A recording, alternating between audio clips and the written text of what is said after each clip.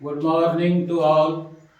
जैसा कि पिछली कक्षा में मैंने शेप ऑफ अर्थ और इसके कुछ प्रमुख आयाम जैसे कि लैटिट्यूड क्या है, लॉन्गिट्यूड क्या है, ग्रिड क्या है, गोरे क्या है, जोन है, इसके बारे में संक्षिप्त चर्चा की थी।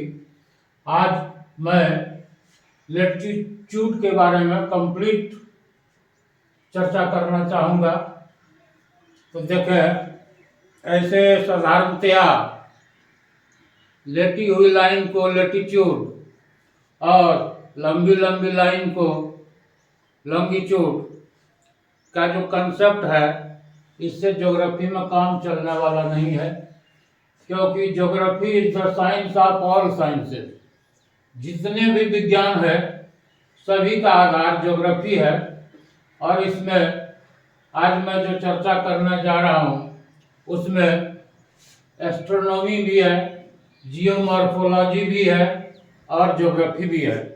इसलिए मैं चाहूँगा कि आप अच्छी तरीके से लैटिट्यूड और लॉन्गिट्यूड का कंसेप्ट समझें, क्योंकि यदि लैटिट्यूड और लॉन्गिट्यूड का ज्ञान गहराई से हो गया तो समझ जाए कि आधी ज्योग्राफी आपने कंप्लीट कर लिया। इसलिए इसे ध्यान पूर्वक सुने। जैसा कि यह अर्थ है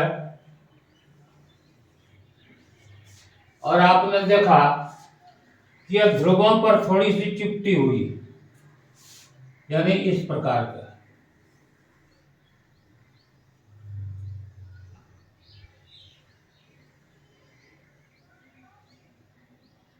ध्रुवों पर थोड़ी चिपटी हुई है या इक्वेटर पर थोड़ी सी फैली हुई है। तो इसका जो इक्वेटोरियल डायमीटर होगा वो ज्यादा होगा पोलर डायमीटर के सापेक्ष। परंतु अध्ययन की सुविधा के लिए हम लोग पृथ्वी को गोल मान लिया, माने it has been suppose to be spherical for all purposes in all over the world. परंतु यह जो पृथ्वी है यह प्लेन से, यानी आप ग्लोब से देखें, यदि ये प्लेन है, प्लेन को समझे आप समतल, जिस समतल पर इसका बेस है, यदि ये इस प्रकार होता तो कोई समस्या नहीं होती, क्योंकि सूर्य की स्थिति जहां भी होती तो पृथ्वी के आधे भाग में दिन, आधे भाग में रात, कोई समस्या नहीं होती।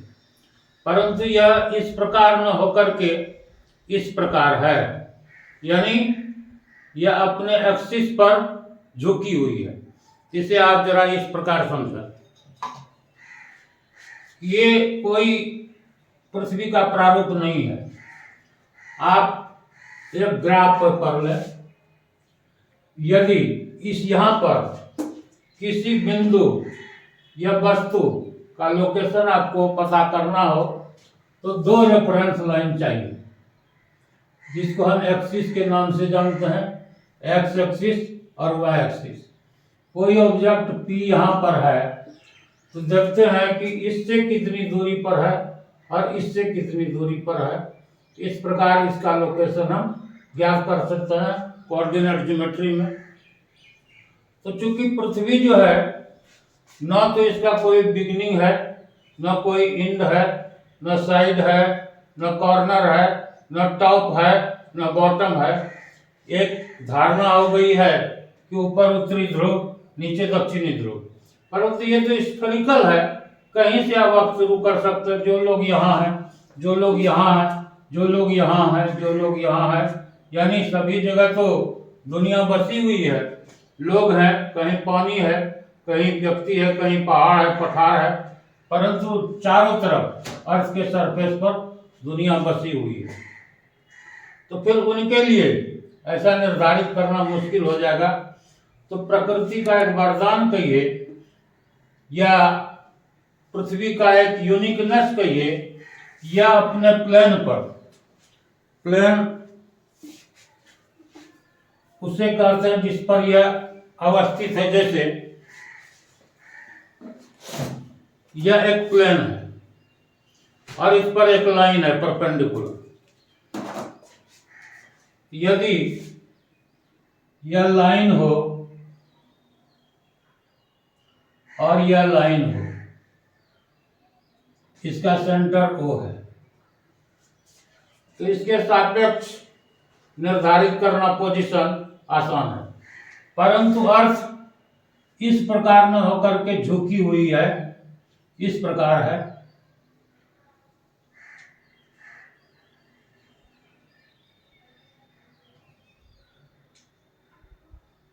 ये 23.5 डिग्री झुकी हुई है। ये 23.5 डिग्री झुकी हुई है। यह एंगल कितना बचा?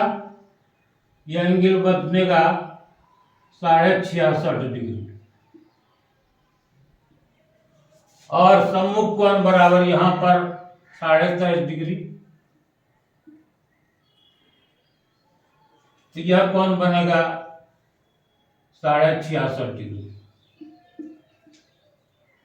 इसके बारे में चर्चा करेंगे कि कुछ प्रमुख देशांतर यानी 23.5 डिग्री 66.5 पर ही क्यों होता है, उसका एक झलक मैंने यहां पर दिया। तो अब देखा जाए, यदि यह लाइन जो है, यदि ये इंक्लाइनेशन है, तो इस अर्थ को दो पार्ट में बांटने वाली रेखा, यानी यह जो अर्थ का एक्सिस है, जिसके पर से ये चक्कर लग घूमती है, तो एक्सिस क्या है इसको पहले समझ लो।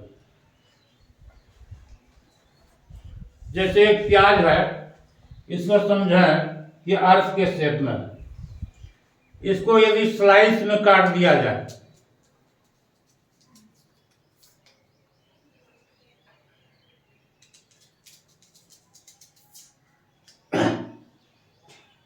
ये जितने भी स्लाइस होंगे, इसका सेंटर, तो सभी सेंटर को मिलाने वाली एक रेखा होगी जिसे एक्सिस कहा जाएगा। तो हर एक जो फल होता है, हर एक व्यक्ति जो होता है, जितने सेलेस्टियल बॉडी होते हैं, सबका एक्सिस होता है। जो फल लटका हुआ है, तो जो पार्ट ऊपर है, जो डाली से लगी हुई है, उसे हम नॉर्थ पोल कहते हैं, जहां से वो एनर्जी गेन करता है, और नीचे का पार्ट साउथ पोल कहलाता है। तो पृथ्वी जो अपने प्लेन से 23.5 डिग्री झुकी हुई है, यह पॉइंट नॉर्थ पोल कहला है, और ये साउथ पोल। एक रेफरेंस तो प्रकृति प्रदत्त है, ये नेचुरल गिफ्ट है, जिसके सहारे और हम सिस्टम डेवलप करेंगे। यदि एक्सिस इस प्रकार हो और यहां एक परपेंडिकुलर डाला जाए, तो वो इस प्रकार होगा।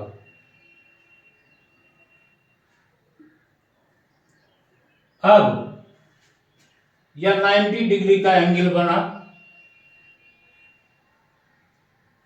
इक्वेटर के साथ। इस प्रकार चित्र बनाने में थोड़ी समस्या होती है, क्योंकि लाइन इस प्रकार से होगी।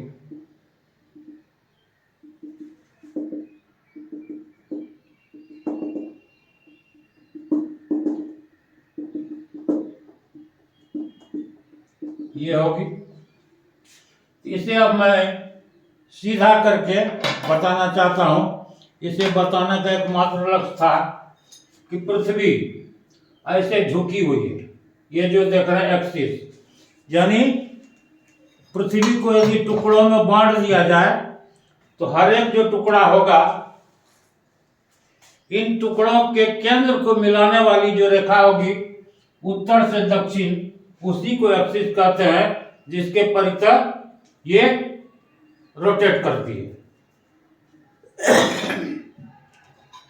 यानी यह पृथ्वी जो है अपने प्लेन से, यानी इस प्लेन से 23.5 डिग्री झुकी हुई है। तो एक्सिस की परिभाषा आप समझ गए होंगे। यदि इन्हें टुकड़ों में बांट दिया जाए, तो जितने भी स्लाइसेस होंगे, सभी के केंद्र को मिलाने वाली काल्पनिक रेखा, एक चीज ध्यान रहे, मैं रेखा या बहुत सभी लोग बोलते हैं, पृथ्वी पर ऐसी कोई रेखा होती नहीं है। ये अध्ययन की सुविधा के लिए ऐसा एक नेटवर्क बनाया गया जिसके ग्रिड कहते हैं, जिसके बारे में मैंने चर्चा की है। ये झुकी हुई है, इसे इस प्रकार देखें,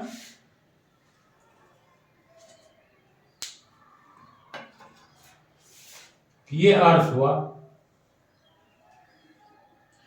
और ये इसका इक्वेटर हुआ, जो इसको दो पार्ट में बांटती है। तो इक्वेटर के ऊपर यानी उत्तर दिशा का जो गोला का आधा भाग, गोलार्ध यानी हेमिस्फीयर, ये नॉर्दर्न हेमिस्फीयर,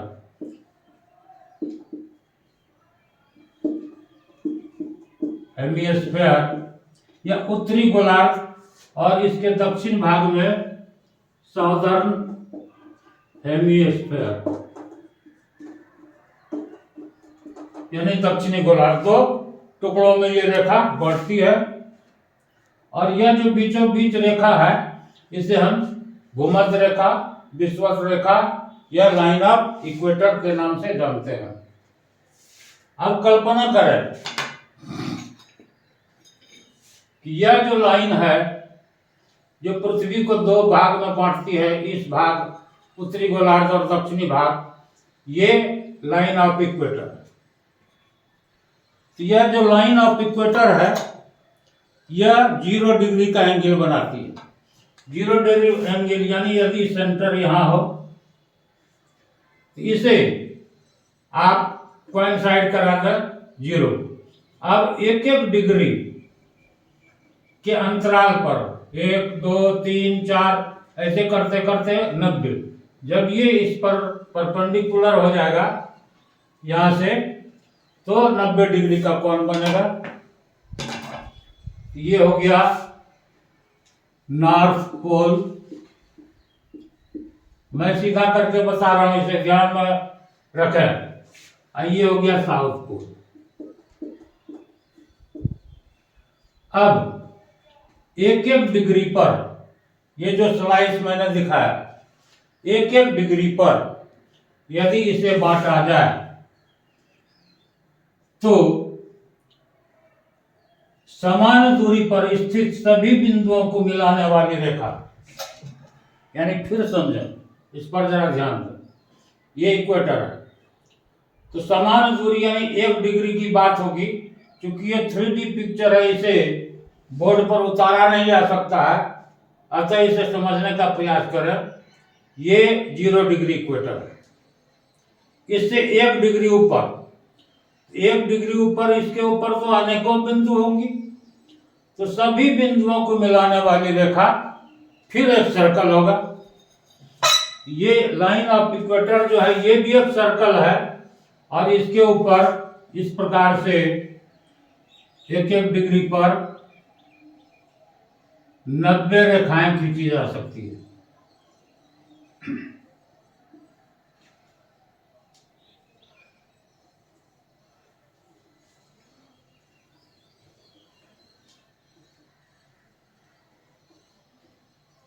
ये 0 डिग्री, 0 डिग्री, ये 1 2 3 4 90। इस प्रकार उत्तरी गोलार्ध में 90 और दक्षिणी गोलार्ध में 90। अब यहां एक कैलकुलेशन की बात आती है, आप जरा सा ध्यान रखेंगे कि लेटीट्यूड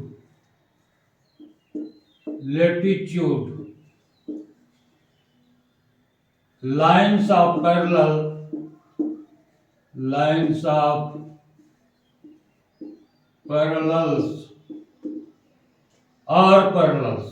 और ओनली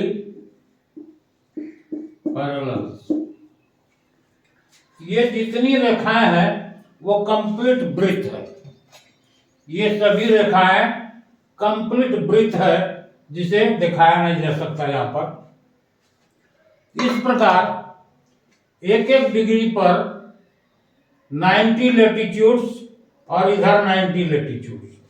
चूंकि यह 0 डिग्री है तो 0 डिग्री तो कोई कोण होगा नहीं, तो number of latitudes equal to 90 प्लस 90 इक्वल टू 180 डिग्री। ये 180 होगा। वो डिग्री में है इसलिए मैंने लिखा, लेकिन नंबर ऑफ लेटीट्यूड 180 होगा। पैरेलल्स, पैरेलल देखिए नॉर्थ पोल की तरफ, यानी उत्तरी गोलार्ध में कितने होंगे? नंबर ऑफ पैरेलल्स और लाइन ऑफ पैरेलल्स।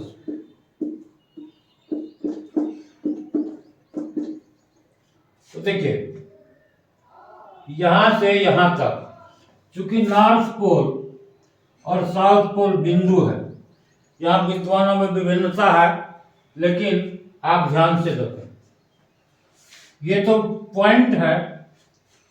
पॉइंट और रेखा में अंतर है कि पॉइंट डायमेंशन लेस होता है, यहाँ नहीं न लंबाई न चौड़ाई कुछ नहीं। तो ये लेटीट्यूड तो होगा, लेकिन लाइंस ऑफ पैरेलल या पैरेलल्स नहीं होगा। तो ये हो जाएगा 90 प्लस 90 इक्वल टू 180। 180 माइनस ये 2 पॉइंट्स, ये चूंकि लाइंस ऑफ पैरेलल या पैरेलल से नहीं होगा, 2 इक्वल टू 178 प्लस अभी हमने इक्वेटर को कंक्लूड नहीं किया है। ये कोण भले ना हो, क्योंकि लेटीट्यूड्स में इसकी गिनती नहीं हुई है, 0 डिग्री है, परंतु लाइन तो है, सर्कल तो है, पैरेलल है, इसलिए ये 178 प्लस 1 इक्वल टू 179। इसमें कहीं कोई दिक्कत नहीं। अब देखिए परीक्षा में यही प्रश्न पूछा जाता है और उसमें ऑप्शन आता है how many parallels, 179, 180, 181, none of this. तो देखिए कुछ ऐसे प्रश्न हैं जिन्हें ईश्वर के नाम पर एग्जामिनर पर छोड़ देना चाहिए, क्योंकि यही सब कुछ ऐसे प्रश्न हैं जिसमें बरगलाया जाता है। कट ऑफ निर्धारण में यही सब क्वेश्चन उनकी सहायता करते हैं। जैसे मैं एक दृष्टांत देना चाहता हूं कि बीपीएससी में एक बार प्रश्न आया था कि स्वतंत्रता आंदोलन के क्रम में जगदीश बाबू कहां से रिलेटेड थे। तो दुनिया जहान जानती है कि वो कुंवर सिंह आरा से रिलेटेड थे, परंतु एग्जामिनर ने उसका आंसर पटना दिया। इस प्रश्न पर कोर्ट में केस हुआ। कोर्ट ने एक्सपर्ट कमेटी गठित की और उनका कहना था कि कोर्ट प्रश्न की वैधता को जांच नहीं सकती है, इसी के लिए एक्सपर्ट कमेटी होगी।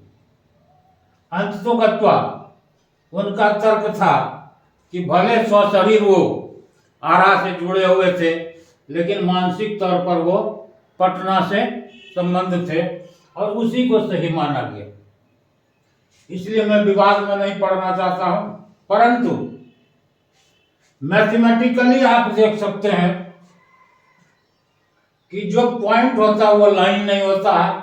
अतः ऐसी स्थिति में अपने प्रिंसिपल पर, अपने सिद्धांत पर और अपने ज्ञान पर टिका रहना ही सही होता है। अतः mathematically it is quite obvious, quite clear, it is crystal clear that number of latitudes equal to 180, but the lines of parallel or number of parallels equal to 179। इसमें कहीं कोई विवाद नहीं है, अच्छा, आप अपनी एक्सिस पर डटे रहें, सफलता इसी में मिलेगी। और वैसी स्थिति के लिए तो फिर कहीं कोई रास्ता नहीं है, परंतु जो सही बातें हैं वो मैंने बताया और यही सही है मैथमेटिकली। अब देखा जाए,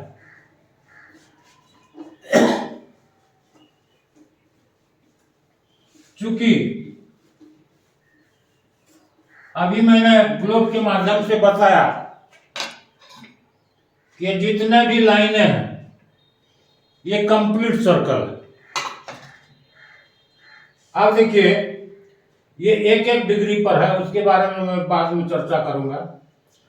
ये जब किसी ऑब्जेक्ट का पोजीशन या लोकेशन अर्थ के सरफेस पर ज्ञात किया जाता है, तो उसके लिए हमारे पास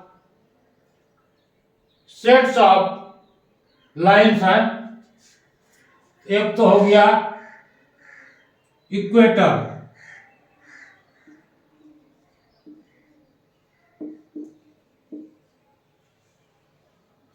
यानी इसे आप कर सकते हैं लेटीट्यूड्स।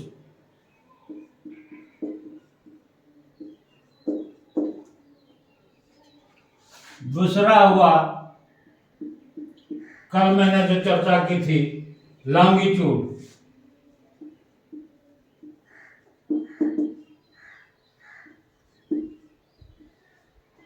तीसरी बात नॉर्थ पोल।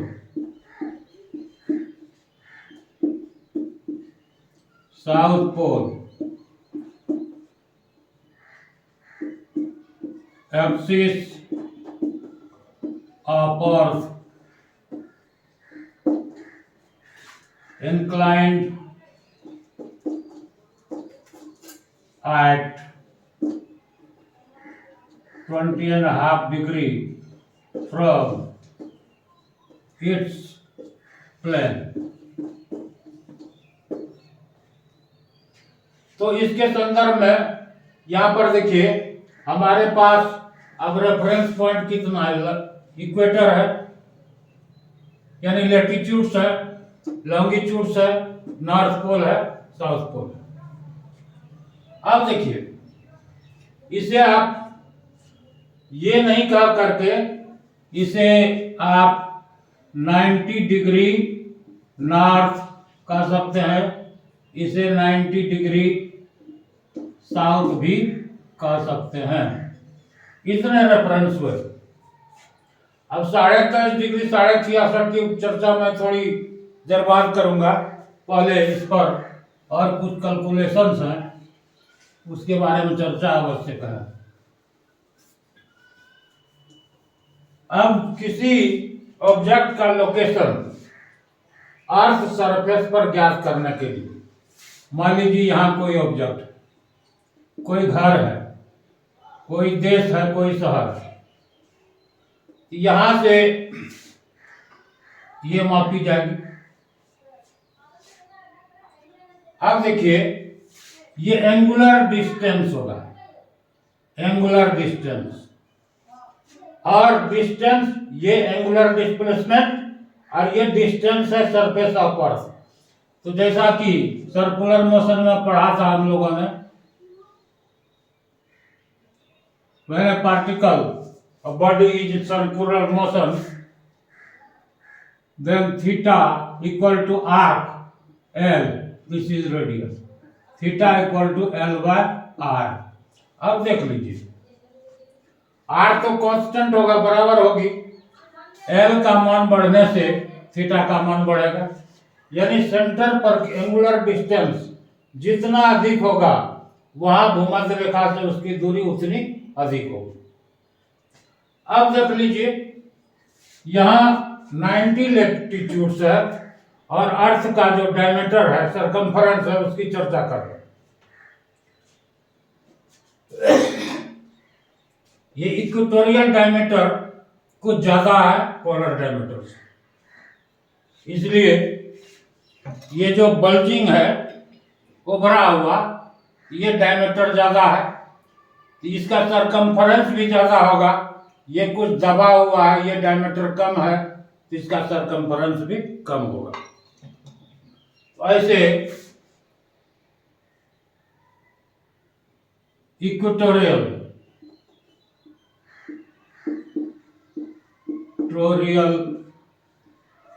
सरकमफेरेंस, यहां डायमीटर की बात करते हैं।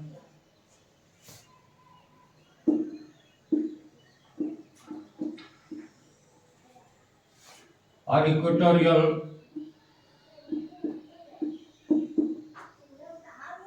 पोलर,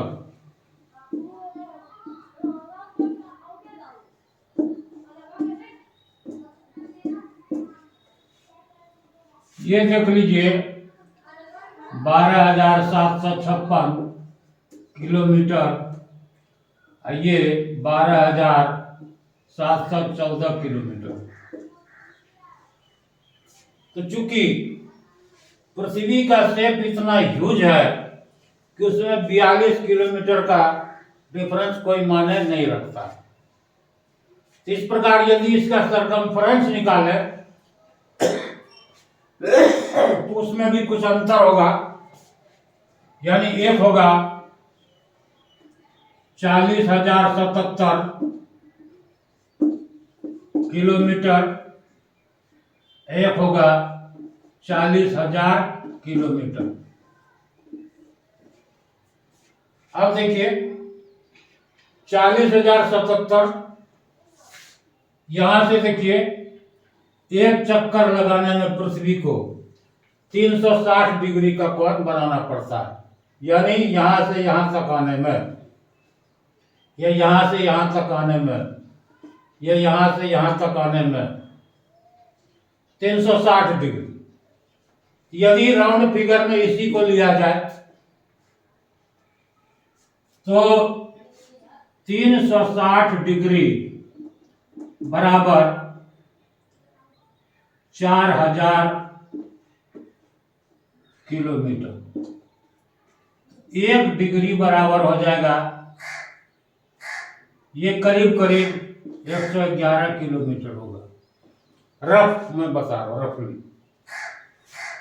अब 1-1 डिग्री पर, अब मान लीजिए इसको और खंड में बांटना हो और छोटे डिस्टेंस के बारे में चर्चा करना हो, यदि यहां पर कोई है तो 111 किलोमीटर होगा। यदि किसी का पोजीशन यहां हो तो फिर इसको बांटना पड़ेगा। तो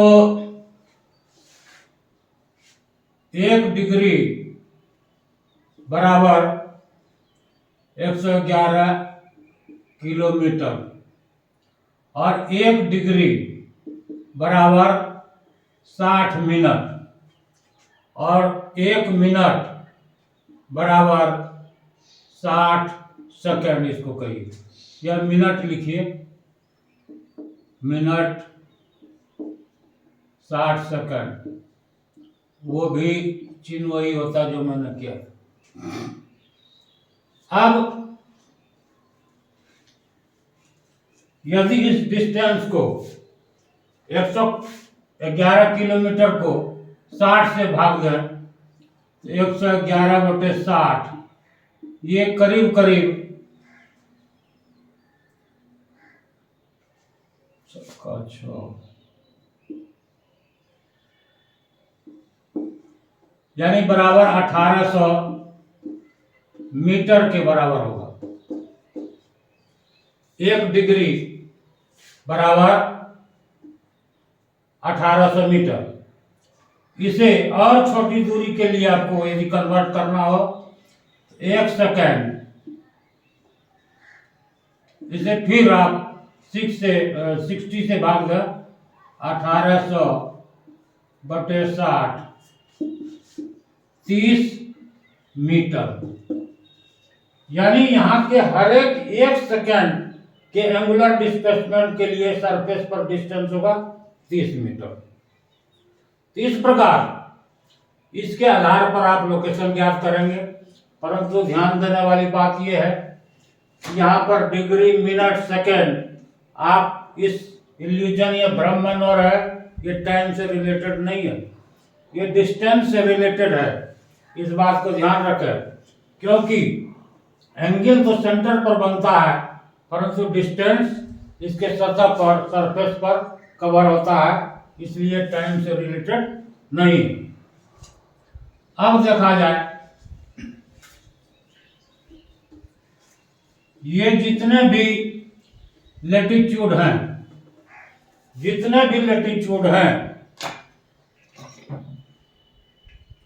कंप्लीट सर्कल है।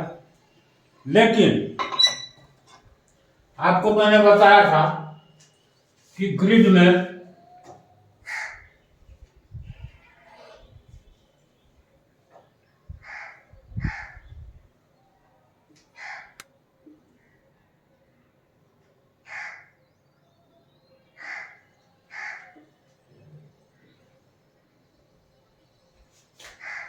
यह जो डिस्टेंस है पोलर कुछ कम होगा, ये 111 है, लेकिन यह सेंटर पर कुछ अधिक होगा, 111.32, यानी 2 मेरिडियन डिस्टेंस बिटवीन 2 longitudes और मेरिडियन इक्वल टू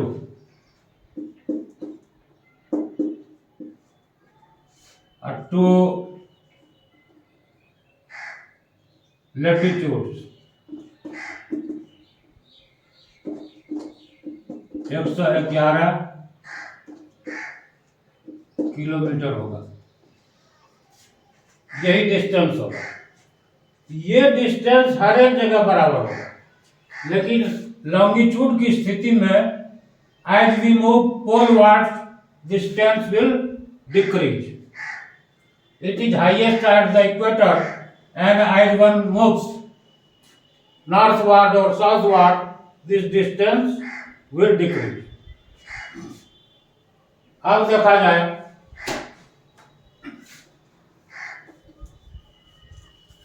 ये जो लाइन्स है पैरेलल, ये सभी सर्कल, तो सबसे ज्यादा बड़ा सर्कल ये सर्कल होगा इक्वेटर, यानी 0 degree equator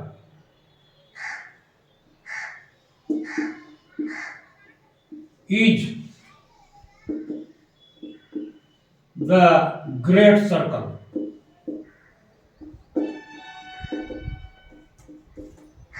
and others are small circles.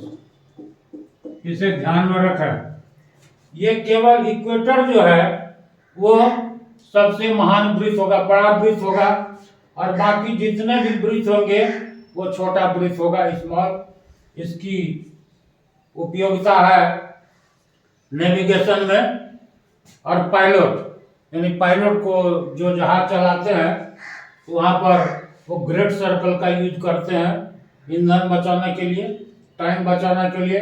वैसे सेलर समुद्र में ग्रेट सर्कल रूट का पालन करते हैं ईंधन समय बचाने के लिए, परंतु कभी कभी वो रास्ते भी बदलते हैं प्राकृतिक आपदा के कारण। इसकी चर्चा डिटेल्स में बाद में मैं करूँगा। यहाँ देखिए, जितने भी पैरेलल्स हैं except equator, they all are small circles, but the circles at equator is only great circle. अब इसकी चर्चा भी थोड़ी सी मैं कर देना चाहता हूं। यहां देख लीजिए, मेरिडियंस जो है सभी, इसे आप इस तरह से एक संतरा है, ये जितने भी इसके पार्ट हैं ये सेमी सर्कुलर है। आप इसे इस प्रकार से देख सकते हैं।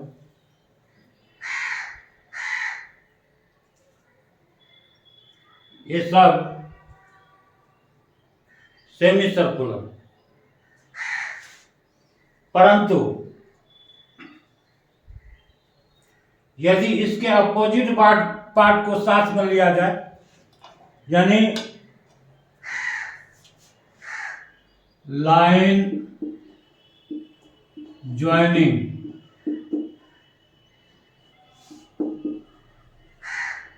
From north pole to south pole, यानी मेरिडियंस, आर सेमी सर्कल। ये देखिए सब सेमी सर्कल। परंतु if the opposite meridians are taken in account they form complete circle. यदि इसके सामने इसको साथ में लिया जाए तो कंप्लीट सर्कल होगा, यानी any number 2, any meridian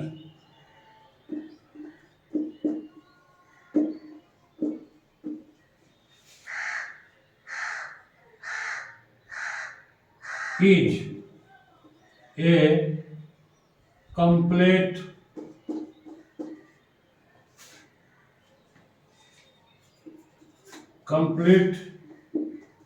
circle when its opposite meridians are taken into account। यदि इसके अपोजिट वाले को इस प्रकार देखते हैं कि प्रत्येक मेरिडियन ग्रेट सर्कल है, परंतु केवल 0 डिग्री इक्वेटर ही कंप्लीट सर्कल है, बाकी स्मॉल सर्कल, जबकि यहाँ सभी अर्थ को 2 पार्ट में बांटते हैं। When opposite meridians are taken together, so all these sets of longitude form complete or great circle। Thank you। बहुत